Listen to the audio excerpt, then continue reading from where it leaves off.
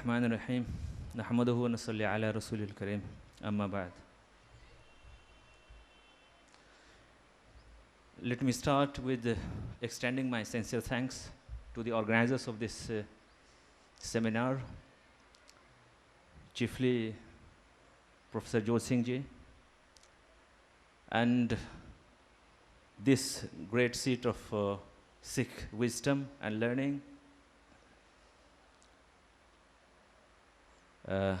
headed by Shri Baba Amir Singh ji, as well as to the esteemed colleagues of my friend Professor Jodh Singh, who have invited me here so that I can share with you some notions, some directives, some primary submissions about the very concept of labor, its dignity,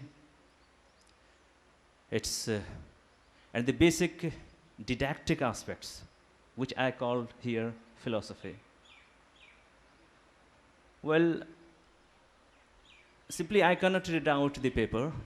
Rather, I'll be exposing certain of its points, first in English, and after that I must be allowed to speak my mind for a short while in Urdu. That's my mother tongue. Since I fail to understand properly the Punjabi language, and I wish I had mastered this language so I was able to explain my ideas here with the audience in their own language. May I speak my mind at the initial point with this particular thing that I am the Atithi here for the first time in Punjab, and Atithi Deva Bhava. And the Devas are not restricted to times. Anyway, I won't be misusing this notion, especially for me. Ladies and gentlemen, Islam as a comprehensive way of life, as it is claimed by any religions of the world, it does have specific do's and don'ts in the front of principles and didactics as regards the very concept of labor. What is labor? It is for humankind. Also, it is for the God, and it is the prime purpose of creation as regards Islam. All the religions of the world have aimed at betterment of humans at the moral aspect, behavioral aspect, social aspect. I'm not asking on the front of the ultimate reality or the pure religious aspect. Here, the basic notion in Islam has been summed up by the great mystic Rumi in this very famous Persian couplet. He says, Admiyat ihtirame admi, Admiyat ihtirame admi, humanism is the respect shown to the humans. Ba khabar shu az maqame admi, so you must be beware of the grand status of humans. Admiyat ihtirame admi, ba khabar shu az maqame admi. The second point that I would like to put primarily is all religions of the world do have do's and don'ts as the principles or the guiding principles, which have played significant role in framing the laws, or which is known as the jurisprudence, or the laws of the codes of labor or ethics of work. Here, the point that might be different from the others is that the concept and dignity of labor in Islam is not auxiliary. This is not an auxiliary concept. Of course, this is holistic, as it had to be. But the first thing is that this is not something ceremonial, honorifics, but it is canonical, it is didactic, it is part and parcel of the very core of religion of Islam. I would be concentrating on these two aspects in this paper. Now, there are so many aspects, and when someone is speaking on this labor in Islam, that is dignity of labor in any religion, there are so many aspects. The ethical aspect is there, sociological aspect is there, economical aspect is there, and the consumerist aspect of the factors of exploitation, how they were in the past and how they are in the present, in the times of globalization. So many aspects are there. And before that, there are the ontological aspect, the very concept of labor or work, the work which emanates from me or is done by me, who sometimes may claim Aham Brahmasmi, or I am the Brahman, or Anal Haq, as it has been put by Hallaj, who said Anal Haq, and it had been put by the very famous sage in the Mughal times, Sarmad, who said, Umrist ke afsane Mansur kohan shud, ban asre nau jalwa deham daru rasinna. He said, I happen to be a disciple of Hallaj. So he said, Aham Brahmasmi. I said, the meaning is there, and I am also Anal Haq. The concept of work in Islam, that is known as amal, is far broader and has different characteristics and objectives than it is understood in the contemporary economic thoughts. Islam deliberated on work ethics and labor codes in its fundamental sources, Quran and Hadith, or the prophetic sayings and deeds. Quran mentions the word amal in 360 verses. So 360 verses have been dedicated to the exposition of the concept of amal and the prerogatives. A closely related concept of fi'l is mentioned in an additional 109 verses. All these verses stress the need for work and action by human beings. It is based on this emphasis on work that Islam is considered as the ideology of practice and the practice of ideology, because any person who claims to be a Muslim but he doesn't practice the ideology of Islam or the practical system of Islam, simply he cannot be termed as Muslim. A religion of action and the power access of the believers. According to the Holy Quran, God has created humankind in order that they worship Him. وَمَا خَلَقْتُ الْجِنَّ وَالْإِنسَ إِلَّا لِيَعْبُدُونَ. But this worship never means that one should live a life of meditative seclusion. Islam regards work as worship. Al-amal ibadah. The Holy Quran says, we have made you vicegerents on the earth after them so that we see how do you work. ثم جعلناكم خلائف في الأرض من بعدهم لننظر كيف تعملون. Again it has been said, الدنيا مزرعة الآخرة. That is, the word is, this earth is the toiling ground, the workplace, preparation ground for the hereafter. Here, worldly is prelude as preparation to the hereafter. Taking it on the grand vision, it would be the very concept of Karma Yoga. So it is the Karma Yoga, and in fact a Muslim is basically a Karma Yogi. And upon this, when we deliberate upon this ayat, that is وَمَا خَلَقْتُ الْجِنَّ وَالْإِنسَ إِلَّا لِيَعْبُدُونَ, it is simply the very concept of ibadah, because ibadah in Islam is not you are simply sitting in a mosque in a meditative state or uttering the names of God, but it is anything that you do.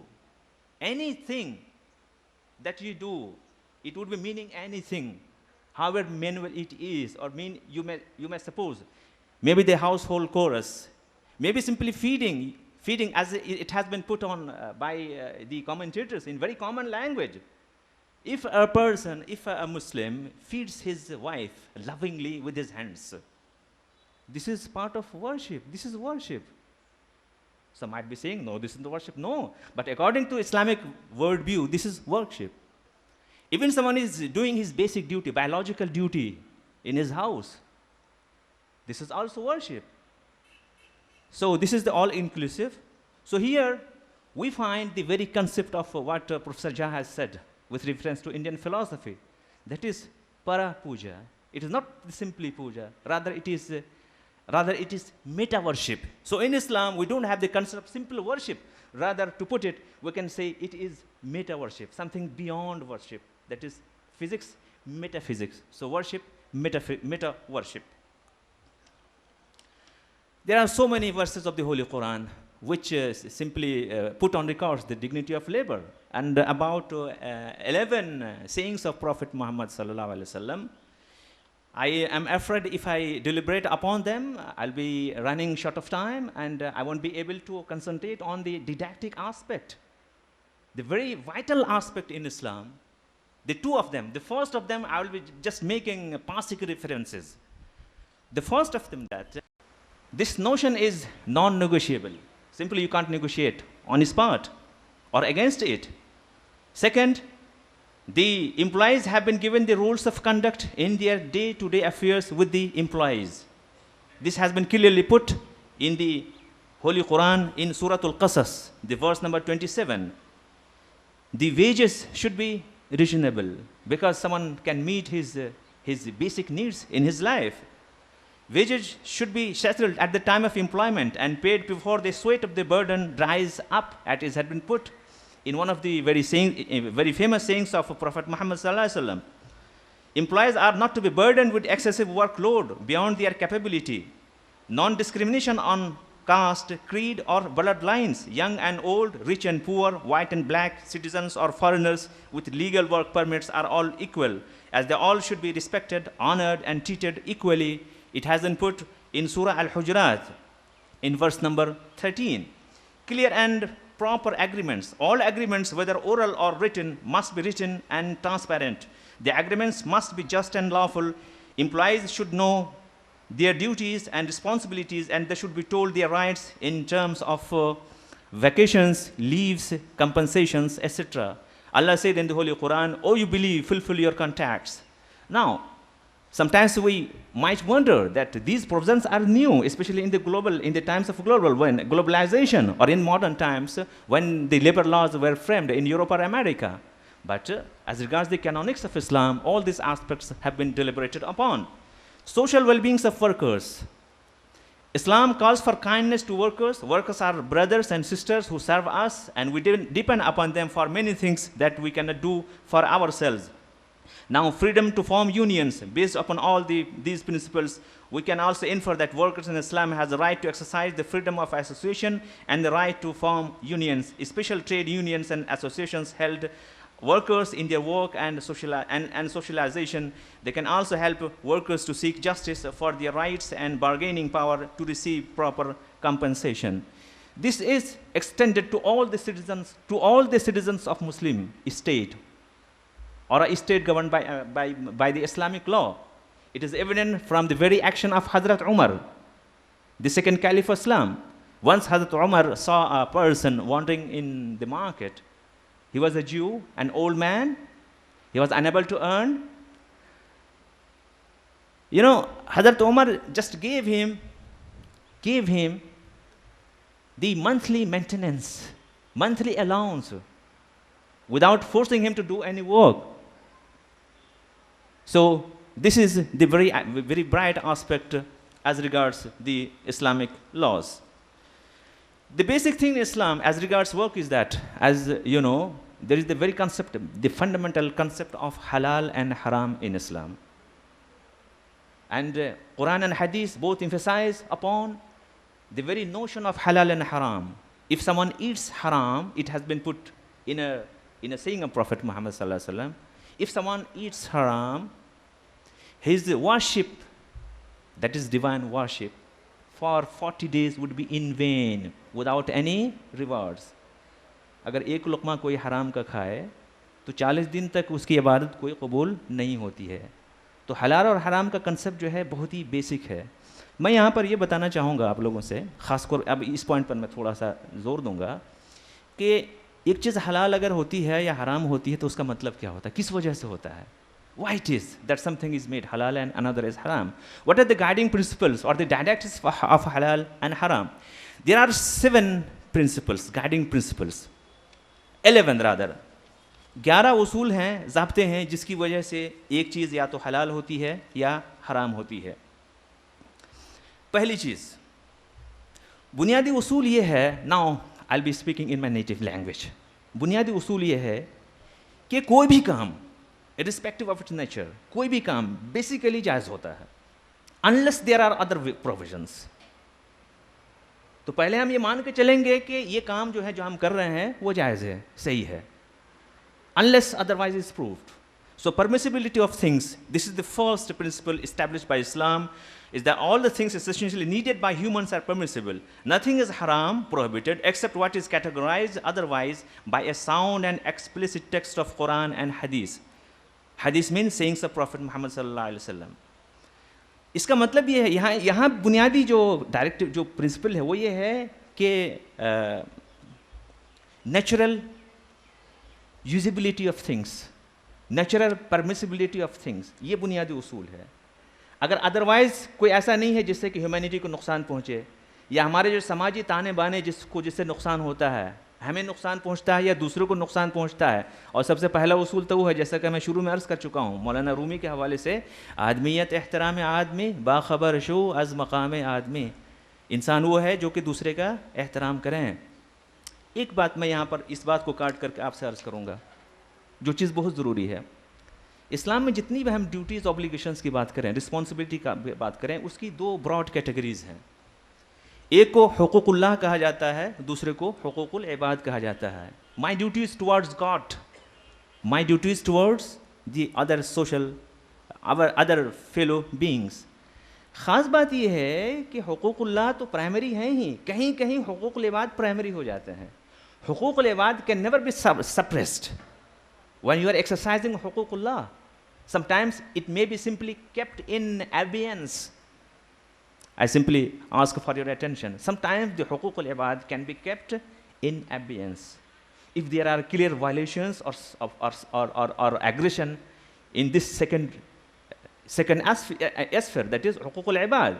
اس کی ایک مثال ہے, کوئی نماز پڑھ رہا ہے, even جماعت سے نماز پڑھ رہا ہے, یقین مانے, اور سمجھے سپوز اللہ نہ کرے پڑوس کے آگ میں جو ہے, پڑوس کے گھر میں آگ لگ گئی, کوئی آدمی وپتی میں پڑ گیا, کسی کی جان جا رہی ہے, وہاں پر کیا کہا جائے گا؟ وہاں پر یہ ہوگا کہ نماز چھوڑ دو, پہلے اس کی جا کے مدد کرو. اور اسلامی کلیئرلی بتا دیا گیا ہے کہ آخرت میں قیامت کے دن ہم سب کو جواب دینا ہے, ہم نے جو کچھ کیا اس کا جواب دینا ہے, اسی کی اکاؤنٹیبلٹی ہے. اس کے بعد آپ کو جیسے اگر اپنا اچھا کام کیا ہے تو اچھا ملے گا آپ کو, اگر اچھا کام نہیں کیا تو دوسرا ملے گا. یہاں میں صرف اس ایسپیکٹ میں ہائی لائٹ کر رہا ہوں. اس دن اگر ایسا ہوگا کہ سارے بندے اللہ کے سامنے موجود ہوں گے, کسی نے اگر ہیومن رائٹس کے وائلیشنز کیے, حقوق العباد میں کچھ گڑبڑ کیا, اللہ میاں اس کو معاف نہیں کرے گا. اللہ کے حق میں حقوق العباد میں کچھ غلطی ہوئی, someone didn't worship him properly, نماز نہیں پڑھی, روزہ نہیں رکھا, دھرم کے کام نہیں کیے, تو اللہ اس کو معاف کر دے گا, نو پرابلم. لیکن اگر اس نے حقوق العباد کے حوالے سے کچھ گڑبڑ کیا ہے, کسی کے چوری کی ہے, کسی کے ساتھ غلط کام کیا ہے, کسی کے پر اتیاچار کیا ہے, تو اللہ میاں اس دن اس سے کہیں گے کہ تم اس سے پہلے معافی مانگو اس آدمی سے. اگر وہ معاف کر دیتا ہے تو میں بھی معاف کر دوں گا. اگر وہ معاف نہیں کرتا ہے, کیونکہ معاف کرنا تو اس کا پروریگیٹو ہے, معاف نہیں کرے گا, تو اس بات کو سنیے, یہ بھی بہت اہم ہے. تو اس میں یہ ہوگا, کلیئرلی حدیث میں لکھا ہوا ہے, ریلیجیس سورسز میں لکھا ہوا ہے کہ اس میں پھر جو اس آدمی کے جو اچھے کام ہیں وہ اس کو دے دیے جائیں گے بدلے کے طور پر, کمپنسیشن کے طور پر. یعنی دنیا میں اس کے ساتھ جسٹس نہیں ہوئی نا, وہاں پر جسٹس ہوگی. جتنا ماترا جو بھی اس کا اسٹینڈرڈ ہوگا, اس کے اچھے کام اس کو دے دیے جائیں گے. اور کئی بار کیس ایسا ہوگا کہ ایک انسان جب مرا تو اس نے بہت کام کیے تھے, وہ حاجی تھا, غازی تھا, کیا اور کیا نہیں تھا, عابد و زاہد تھا, رات بھر نماز پڑھتا تھا, روزے رکھتا تھا, کیا کیا نہیں کرتا تھا, لیکن اس نے دوسروں پر اتیاچار کیے اور ان سے معافی نہیں مانگی زندگی میں. آخرت میں سب سے پہلے حساب کتاب اس کا دینا ہوگا. اور کبھی کبھی ایسا ہوگا کہ اس کی جھولی بالکل ختم ہو جائے گی, and he will be sent to the hell, and the other people, the person who was suppressed in this world by him, he will be going to the paradise. دوسری اہم چیز, ڈیوائن لیجسلیٹو. اسلام میں کوئی بھی چیز اگر جائز ہے ناجائز ہے, اس کا مطلب ہے کہ قرآن کہتا ہے یا حدیث کہتی ہے. تیسری یہاں پر کوئی چیز اس کو مانیتا نہیں ہے. یعنی کوئی بڑے سے بڑا ودوان کیوں نہ ہو, کوئی بہت بڑا ولی کیوں نہ ہو, اسپریچول فگر کیوں نہ ہو, اگر وہ یہ کہے کہ اسلام میں ایسا ہے, دس از پروہیبٹڈ, دس از لافل, نہیں, اس کا نہیں مانی جائے گی. اگر یہ قرآن میں ایکسپلیسٹ لکھا ہوا ہے, حدیث میں ایکسپلیسٹ لکھا ہوا ہے, so here the legislature is basically divine. Number 3, prohibiting the halal and permitting the haram amounts to polytheism. کبھی کبھار ہم کرتے یہ ہیں کہ اپنے سوارتھ کے لیے ایک چیز جو کہ غلط ہے اس کو جسٹیفائی کرنے کی کوشش کرتے ہیں, تو حلال کو حرام کہہ دیتے ہیں اور حرام کو حلال کہہ دیتے ہیں, کیونکہ وہاں پر ہماری ہت ہے, انڈیویجول کی ہت ہے یا سوسائٹی کی ہت ہے. اسلام میں اس کے لیے کوئی گنجائش نہیں ہے. جو حلال ہے وہ حلال ہے, جو حرام ہے وہ حرام ہے, اس کو ہم کسی بھی حال میں اس کو وائلیٹ نہیں کر سکتے. چوتھی چیز, the prohibition of halal is due to their impurity and harmfulness. Now ایک بہت ہی عام سا کوشچن یہ ہوتا ہے کہ بھئی اسلام میں جیسے اس چیز کو فلاں چیز کو حرام کیوں کہا گیا ہے, جبکہ اس کو ہم دوسرے لوگ یوز کرتے ہیں, یا سماج کا ایک سیکشن بہت سارے لوگ اس کو یوز کرتے ہیں, دوسرے لوگ نہیں کرتے ہیں. تو یہاں پر اگر آپ اس کو باریکی سے دیکھیں گے تو آپ کو جب آپ انالیسس کریں گے تو آپ کو پتہ چلے گا کہ اس کے اندر کچھ امپیورٹی ہے, ڈسٹربنگ ایلیمنٹس ہیں جو کبھی کبھار سائنٹیفکلی بھی پروف کیا جاتا ہے, اور وہ آ گیا ہے, وہ سائنٹیفکلی پروو ہو کے آ گیا ہے.